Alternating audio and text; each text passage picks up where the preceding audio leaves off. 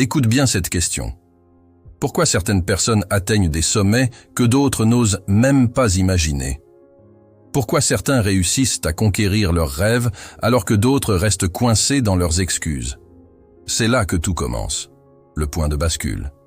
Et la vérité, elle est brutale. Ce n'est pas une question de talent, de chance ou de ressources. C'est une question de mentalité. Prenons Mike Tyson. À 20 ans, il est devenu le plus jeune champion du monde poids lourd de l'histoire de la boxe. Un enfant des rues de Brooklyn, sorti du chaos, qui a dominé un sport où la moindre faiblesse est exploitée. Comment a-t-il fait? Par sa mentalité. Pas juste la mentalité d'un boxeur, pas juste la mentalité d'un combattant, la mentalité d'un champion. Aujourd'hui, je vais te montrer comment développer cette mentalité. Pas des clichés, pas des platitudes, mais des vérités crues, des leçons tirées de l'homme qui a conquis le ring et qui, malgré ses chutes, a prouvé qu'un champion ne reste jamais à terre. Si tu veux atteindre un nouveau niveau dans ta vie, professionnellement, mentalement, physiquement, alors prépare-toi. Ce que je vais te dire va te secouer. Mike Tyson disait « Tout est une question de discipline. Je fais ce que je déteste faire, mais je le fais comme si je l'adorais. » Voilà le premier pilier de la mentalité de champion. La discipline. Pas la motivation passagère, pas l'envie qui vient et qui repart, mais la capacité à te lever, jour après jour, pour faire ce qui doit être fait, peu importe ce que tu ressens. Quand Tyson s'entraînait sous la direction de Cus D'Amato, son mentor, il n'avait pas le choix. Ses journées étaient réglées comme une horloge. Il courait tôt le matin, avant même que le soleil ne se lève. Il répétait les mêmes coups encore et encore, jusqu'à la perfection. Il ne négociait pas avec ses émotions. Il ne se demandait pas s'il avait envie. Il faisait. Et toi? Es-tu prêt à embrasser cette discipline? Es-tu prêt à sacrifier ton confort pour ta croissance? Parce que la vérité, c'est que la majorité des gens abandonnent dès que ça devient difficile. Les champions, eux, avancent quand les autres reculent. La vie te frappera. C'est une certitude. Pas une fois, mais encore et encore. Tu perdras des êtres chers, des opportunités, et parfois même la foi en toi-même. Mais ce qui te distingue, ce qui fait de toi un champion, c'est ce que tu fais de cette douleur. Tu l'ignores, tu la subis, ou tu l'utilises comme une arme. Mike Tyson est l'exemple parfait de cette transformation. Né dans un environnement où tout jouait contre lui, pauvreté extrême, violence omniprésente et une enfance brisée, il aurait pu sombrer, comme tant d'autres. Mais il a choisi un autre chemin. Chaque moment de souffrance a été pour lui un levier, une raison d'aller plus loin. Quand on lui disait qu'il ne valait rien, il ne se laissait pas abattre. Au contraire, il retournait sur le ring, plus déterminé que jamais. Chaque uppercut qu'il recevait dans la vie devenait un coup qu'il rendait, avec puissance, à ses adversaires sur le ring. Mike Tyson, l'homme que tout le monde voyait comme une machine à détruire, a admis avoir peur avant chaque combat. Cette peur qui noue l'estomac, qui fait trembler les mains, qui fait douter. Oui, le plus grand combattant de son époque ressentait la peur comme toi et moi. Mais la différence, c'est ce qu'il en faisait. Tyson ne voyait pas la peur comme un ennemi. Il la voyait comme un moteur. Il comprenait que cette énergie brute, cette adrénaline qui traverse tout ton corps, pouvait soit te paralyser, soit te propulser. Il choisissait de l'utiliser pour se concentrer, pour aiguiser ses réflexes, pour se préparer à donner tout ce qu'il avait. Et toi, comment réagis-tu face à la peur? Tu l'évites? Tu essayes de l'éteindre? Erreur. La peur est là pour une raison. Elle te montre que tu es sur le point de sortir de ta zone de confort, d'attaquer quelque chose qui compte vraiment. Ce n'est pas un signal d'alerte pour fuir, c'est un appel à l'action. Ressentir la peur, c'est être humain. Mais la différence entre ceux qui réussissent et ceux qui échouent, c'est que les champions avancent malgré la peur. Ils transforment cette émotion en puissance. La peur de l'échec, elle te rappelle que tu as un objectif à atteindre. La peur d'être jugé, elle prouve que tu fais quelque chose d'ambitieux. La peur de ne pas être à la hauteur, elle te pousse à travailler encore plus dur. Utilise la peur comme un signal. Plutôt que de reculer, plonge dedans. Accepte-la, exploite-la, Transforme-la en une force qui te propulse. Parce que chaque fois que tu fais face à ta peur, tu t'éloignes un peu plus de l'ordinaire et te rapproches de l'exceptionnel. C'est ainsi que naît un champion. Cus D'Amato, mentor de Mike Tyson, l'a dit avec une précision déconcertante. Les héros et les lâches ressentent les mêmes choses. Ce qui les distingue, c'est la façon dont ils réagissent. Et cette réaction naît dans l'esprit. Pas dans les poings, pas dans les muscles, mais dans ce que tu crois profondément. Mike Tyson était un maître du contrôle mental.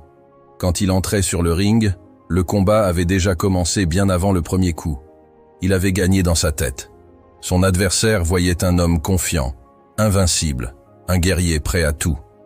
Mais ce que beaucoup ignorent, c'est que cette supériorité mentale n'était pas un don inné. C'était une discipline mentale cultivée chaque jour.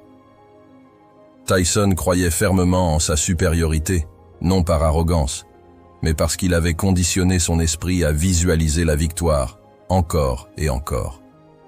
Chaque séance d'entraînement, chaque coup porté, chaque étape douloureuse était gravée dans son esprit comme une preuve qu'il était prêt.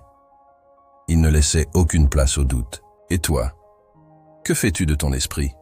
Si tu te répètes sans cesse que tu n'es pas assez bon, que tu n'as pas les compétences, que tu es destiné à l'échec, alors tu deviens ton propre ennemi. Les mots que tu utilises dans ta tête deviennent ta réalité. Mais si, comme Tyson, tu commences à reprogrammer ton esprit, à remplacer chaque doute par une affirmation, alors tu découvriras une puissance que tu ne soupçonnais même pas. Un champion ne laisse jamais son esprit au hasard. Il sait que son plus grand adversaire n'est pas à l'extérieur, mais à l'intérieur. Quand tu contrôles ton esprit, tu contrôles tout. Tu avances, peu importe les obstacles, les doutes ou les peurs. Tyson gagnait ses combats dans sa tête, avant de les gagner sur le ring. Toi aussi, tu peux gagner dans ton esprit avant même de commencer. Parce que la victoire commence là, dans ta croyance inébranlable en toi-même. Tout succès a un prix, et ce prix s'appelle le sacrifice. Ce mot fait peur, mais il est au cœur de la mentalité d'un champion. Ce n'est pas une punition, c'est un choix conscient d'abandonner ce qui te retient pour embrasser ce qui te propulse. Mike Tyson en est l'exemple vivant. Son ascension fulgurante n'a pas été le fruit du hasard. Il a sacrifié son enfance, ses plaisirs et la liberté insouciante que tant de jeunes de son âge prenaient pour acquise. Pendant que d'autres jouaient, Mike s'entraînait. Pendant que d'autres dormaient, il courait. Pendant que d'autres profitaient, il s'isolait. Il savait que chaque moment de distraction était un moment volé à sa destinée. Tyson a compris une vérité que beaucoup ignorent. Chaque succès demande un échange. Tu ne peux pas tout avoir. Tu veux devenir un champion? Alors tu dois renoncer à ce qui n'est pas aligné avec ta vision. Chaque minute que tu dépenses ainsi, c'est une minute volée à tes ambitions. Les champions comprennent que le sacrifice n'est pas une perte. C'est un investissement. Quand tu renonces à quelque chose de futile, tu crées de l'espace pour quelque chose de précieux. Mike Tyson n'a pas vu ses sacrifices comme des privations. Il les a vus comme le chemin vers son objectif. Et toi, comment vois-tu les tiens? Sacrifier, c'est aussi apprendre à dire non. Non aux soirées inutiles. Non à la procrastination. Non aux excuses. Chaque non que tu dis aux distractions est un oui que tu dis à ton avenir. Un champion, ce n'est pas quelqu'un qui ne tombe jamais. C'est quelqu'un qui se relève à chaque fois. La vie, comme le ring, n'est pas un endroit où tu peux éviter les coups. Elle te frappera, encore et encore, parfois quand tu t'y attends le moins. Mais ce qui compte, ce n'est pas combien de fois tu tombes, c'est ce que tu fais après. Mike Tyson en est la preuve vivante. Il a connu des sommets spectaculaires, mais aussi des chutes brutales. Sa carrière est un mélange de gloire et de moments sombres. Il a perdu des combats. Il a fait face à des scandales. Il a tout perdu, y compris sa dignité, aux yeux de certains. Mais malgré tout, il s'est relevé. Pourquoi? Parce qu'il savait qu'abandonner n'était pas une option. Tomber, c'est humain. La peur de l'échec est l'un des plus grands obstacles qui empêchent les gens d'avancer. Mais Tyson nous enseigne une vérité importante. L'échec n'est pas une fin, c'est une opportunité. Quand tu tombes, tu es confronté à toi-même, à tes limites, à tes faiblesses. Et c'est dans ces moments de vérité que naît la résilience. La résilience, c'est un choix. C'est refuser de laisser un échec te définir. C'est comprendre que chaque chute est une leçon déguisée, une chance de te réinventer. Mike Tyson aurait pu disparaître après ses défaites et ses scandales. Mais au lieu de ça, il a choisi de transformer ses expériences en force. Quand la vie te met à terre, que fais-tu? Rester à terre, c'est facile. Tout le monde peut le faire. Se relever, c'est ce qui te distinguera des autres. C'est là que réside le véritable courage. La résilience, ce n'est pas ignorer la douleur. C'est la regarder droit dans les yeux et dire « Tu ne me briseras pas ». C'est te tenir debout, même quand tout ton corps te dit de rester à genoux. C'est avancer, même quand tu es fatigué, brisé, et que tu as l'impression que le monde est contre toi. L'art de transformer les épreuves en opportunités. Chaque coup que tu reçois est une occasion de devenir plus fort. Chaque échec est une leçon qui t'amène plus près de ton objectif. La résilience, ce n'est pas seulement se relever. C'est aussi revenir plus fort. À chaque fois que Mike Tyson se relevait, il revenait avec une nouvelle détermination. Ses défaites sur le ring n'étaient pas des échecs définitifs, mais des moments de transformation. Demande-toi, qu'est-ce que cette épreuve peut m'enseigner? Comment puis-je l'utiliser pour grandir? La résilience, c'est croire que, peu importe combien la situation est sombre, tu as encore le pouvoir de changer ton histoire. La résilience commence par une décision, la promesse de ne jamais abandonner. C'est un engagement que tu prends avec toi-même.